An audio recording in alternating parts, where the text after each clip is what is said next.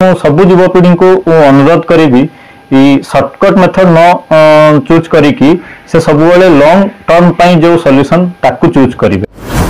या नमस्कार, अनुध्यान टीवी को आपन को स्वागत करूछु। नमस्कार, डॉक्टर शिवानंद साहू। अच्छा, केमिति लागु जे आपन आज ए जगह आसी पहुंचले? खास तो मु कहबी एठी को मु आसिली एई स्टेज को पहुंच परली केवल मोर पेरेंट्स कर आशीर्वाद एवं भगवान कर आशीर्वाद पई। आउ फास्ट कथा है पीएचडी करिया पई तीनटी जिनस निश्चित भाव में दरकार। गोटे हूँ पेशेंस, गोटे हार्डवर्क, आ गोटे हूँ आमर डिसिप्लिन। ये तीनटी जिनस न रहिले पीएचडी सरिया बहुत स्ट्रगलिंग हो, बिकॉज मोर पीएचडी कैरियर रे बहुत चैलेंजेस आसिला। ये तीनटी मोर मूल मंत्र थिला पीएचडी सारिया पई।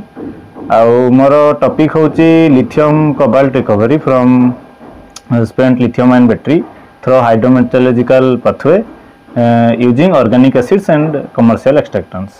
मोर टॉपिक रो इम्पोर्टेंस कहीं की बिकॉज एबे जो रेट रो हमरो पोल्यूशन होउची आउ हमरो जो पॉपुलेशन डे बाय डे बढ़ुची सेथि पई हमरो world is moving towards EVs electric vehicles पे आमरो वर्ल्ड ध्यान दउची, जोथि कि आमरो सबू बैटरी गाड़ी आसिलानी।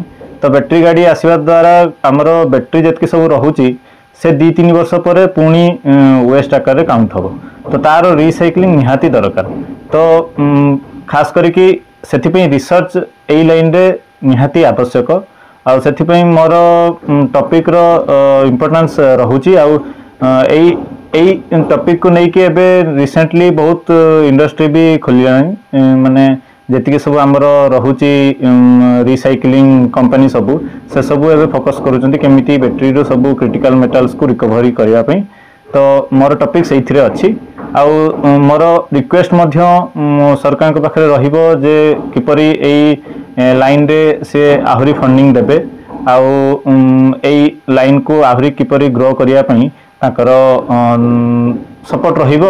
सेति मोर सरकार के पाखरे भी रिक्वेस्ट रहुची करंट सरकार जे भी रुहंतु किंतु से ए लाइन प्रति टिके ध्यान दियंतु। आज्ञा कोन कहबे आजिका जनरेशन जे मुळे भाबरे सोशल मीडिया रे समय नष्ट करचंती, ता सहित आगामी दिन रे आपनकर कोन अछि समाज पय किछि काम करिवार आशा? निश्चित भाबरे नुआ युवपीढ़ी पई मोर गोटे ही वार्ता रहिबो।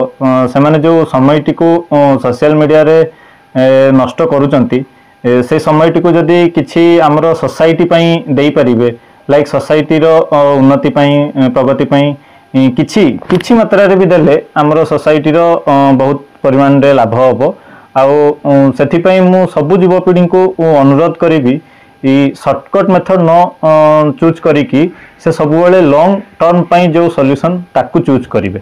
कारण सर्टकट वे रे आमे इलीगल वे रे किछि गोटे कर देई परिबा, लाइक ट्रैफिक रूल जो सर्टकट वे रे नै जाउचंती, किंतु सबुबले नियम को फॉलो करिकी आमे जदि किछि जिंस करिबा तारो सक्सेस ता निश्चित भाव में मिलिबो। कारण सबुबले सेथिपई मु लॉन्ग टर्म सक्सेस उपरे टिके बेसी प्राधान्य दिए। सेथिपई मु सबु युवपीढ़ी को कहिबी हार्डवर्क करंतु आउ लॉन्ग रूट चूज करंतु ना कि शॉर्ट रूट। धन्यवाद। आज्ञा बहुत बहुत धन्यवाद अनुध्यान टीवी को आपनकर मूल्यवान समय देइथार।